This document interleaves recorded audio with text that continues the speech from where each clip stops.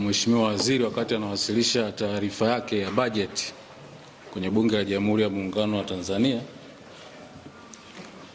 mwezi wa 4 mwaka huu, alielekeza Tume ya Madini kufanya ukaguzi kuhusu leseni ambazo zina mikataba ya msaada wa kiufundi, zile technical support. Sasa kwa sababu maelekezo yale yalitoka kwenye public, ni vyema sasa tukapeana mrejesho wa utekelezaji wa yale maelekezo kwa jamii, hususan kwa wadau wa uchimbaji wa madini nchini. Kama nilivyoelezea, ndugu wanahabari, tarehe 27 Aprili wakati wa hotuba wa wasilishaji wa bajeti ya Wizara ya Madini ya mwaka 2026/27, Waziri wa Madini Mheshimiwa Anthony Peter Mavunde alielekeza Tume ya Madini kufanya ukaguzi wa miradi yote ya uchimbaji wa madini kupitia leseni ndogo za uchimbaji wa madini zenye mikataba ya msaada wa kiufundi, tutazungumzia technical support agreement. Na lengo lilikuwa ni kufanya tathmini ya utekelezaji wa mikataba hiyo kwa kuzingatia sheria ya madini sura 123. Kufuatia maelekezo hayo, Tume ya Madini imeweza kufanya kaguzi wa miradi yote ya uchimbaji mdogo wa madini yenye mikataba ya msaada wa kiufundi katika kuhakiki utendaji kazi wake wa miradi hiyo, pamoja na kuzingatia masharti ya mkataba pamoja na matakwa ya sheria pamoja na kanuni zake kwa wamiliki wa leseni pamoja na watoa msaada wa kiufundi. Ndugu waandishi wa habari, jumla ya miradi 128 ilikaguliwa, na kati ya hiyo miradi 42 ilibainika kuwa haifanyi kazi, lakini miradi 86 ilibainika inafanya kazi, huku ikiwa na changamoto mbalimbali. Miongoni mwa changamoto zilizobainika ni pamoja na kuto kutekelezwa ipasavyo mipango inayotakiwa kisheria, ikiwemo mpango wa usimamizi wa mazingira, mpango wa uwajibikaji kwa jamii maanisha CSR, mpango wa uhawilishaji wa teknolojia, mpango wa uchimbaji pamoja na mpango wa ufungaji wa migodi. Ndugu waandishi wa habari, baada ya kubaini mapungufu hayo, imeanza kuchukua hatua mbalimbali za kiusimamizi na kisheria. Kwenye miradi 42 iliyobainika kuwa haifanyi kazi, Tume ya Madini tayari imetoa hati za makosa za siku 30 kwa wamiliki wanaohusika na miradi hiyo, na tunategemea kwamba kama hawatotoa mrejesho chanya kuhusu hati hizo za makosa, basi taratibu za kisheria zitaendelea, ikiwemo kufuta hati hizo za msaada wa kiufundi.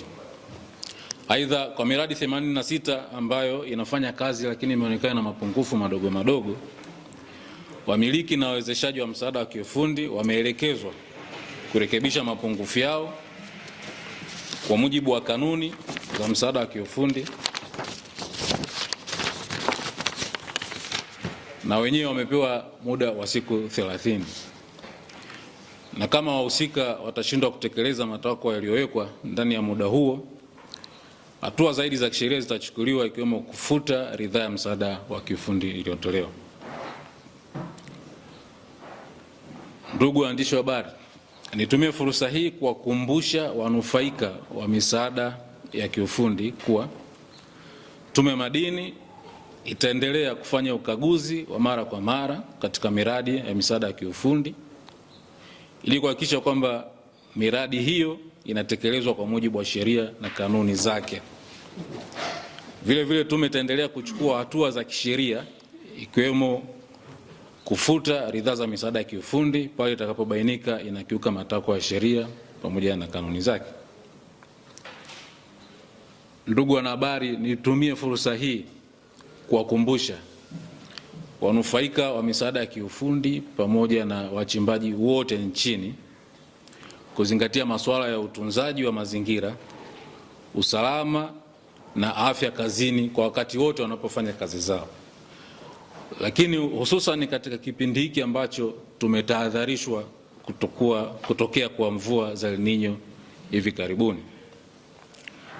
Ndugu wanahabari, kwa kumalizia, napenda kusisitiza kuwa msaada wa kiufundi umewekwa kisheria kuwa nyenzo ya kuwawezesha wachimbaji wadogo wasiokuwa na uwezo wa kuendeleza maeneo yao, kuongeza tija na uzalishaji pamoja na kuhamisha mbinu na teknolojia mbalimbali katika uchimbaji na uchenjuaji wa madini ili kuwezesha mchimbaji mdogo kukua.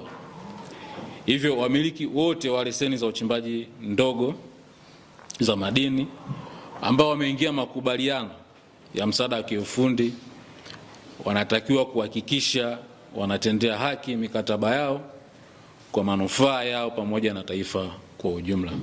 Unatokea pale kama mmiliki wa leseni ndogo ya uchimbaji wa madini hana uwezo wa kiteknolojia kwa kuendeleza leseni yake, basi sheria imemruhusu yeye kuingia makubaliano ya msaada wa kiufundi na technical support agreement na mgeni ambaye ana uwezo wa kiteknolojia na capital ili kuweza kumwezesha kufanya kazi katika leseni yake.